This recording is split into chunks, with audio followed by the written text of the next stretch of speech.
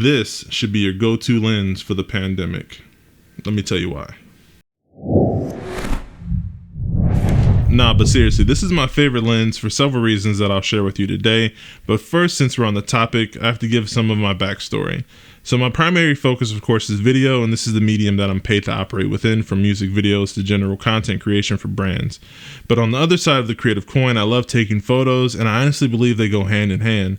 A lot of the same principles carry over from video to stills, like composition, lighting, emotion, and story. I've been taking photos for years, and it gives me another way to express myself creatively, but most importantly, it allows me the opportunity to document the moments with my family. I recently tweeted out, when people ask me what I do, I damn near want to say everything. And it's true, I'm not one to be put into a box creatively. I started at a young age with traditional artwork like drawing, painting, and etching, and then I moved to digital art using cameras, taking photos and video. And this is why I hate labels that we accept to go by. Like, I'm sure you're not just someone that sticks to one creative medium and you don't want to grow creatively. Photography is something that I've taken more seriously in the past couple years, even going as far as buying my first film camera with the Olympus OM10, 35mm, and then also being gifted my first medium format film camera just recently. Not to mention having a kid has given me more motivation to document her growth through photography. The 85mm has been my go-to lens for a while now, and it's because I love how it separates your subject from the background, making it perfect for portraits, either, facial or full body.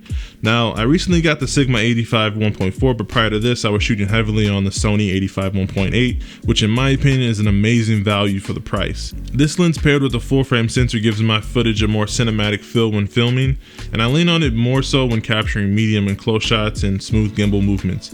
Given the fact that it's a bit tighter, you can really generate a lot of movement in your shot with minimal effort. Every manufacturer offers an 85 1.8 at a great price, and it's in the line of lenses that I always recommend to people looking to build out their kit. Best starter lens by far is the nifty 50mm, definitely the first lens you should get. Wide angle, you want to go for maybe a 20 to 24mm. The most versatile jack of all trade lens is the 35mm, and the best portrait lens in my opinion is the 85mm. That's the lineup that I recommend outside of specialty lenses like macros or super telephoto stuff. And if you work with cameras, what is your go-to lens and what do you use it for? But I have been in love with this Sigma 85 1.4. It's a worthy upgrade from the 1.8. It definitely gives you a little bit more separation and blur to your bokeh. And of course, just the build quality and image sharpness is a bit better on the 85 1.4 from Sigma versus the Sony 85 1.8. I love the clicked and declicked aperture ring. The focus rings are bigger. It's easier to hold on to when using, especially for video. And of course, with my FX9, I got to maintain that autofocus, which is why I don't really shoot a lot of cinema glass. So autofocus is important. But I like the fact that Sigma is going down this line of recreating or remaking these mirrorless lenses with the updated mounting system for Sony E-mount and mirrorless systems, because in the past they would just slap on an adapter in the back and make the lens bigger than it needed to be. So I'm all for this. I currently have the Sigma 24 to 70 2.8, and then now I have the 85 1.4. I have my eyes on the 35mm, but I just want them to update a 35, maybe a 35 1.4 or even the 1.2. If they can make that 1.2 smaller, that'd be amazing. But I also have my eyes on their new macro that they came out with, a lot better than the 75 weirdo macro that they had. Now they have that, I think it's a 90 macro now they have.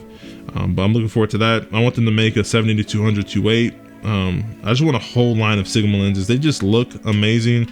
I like the matte black finish. I like the metal finish. I like the way it feels in hand. It feels like quality.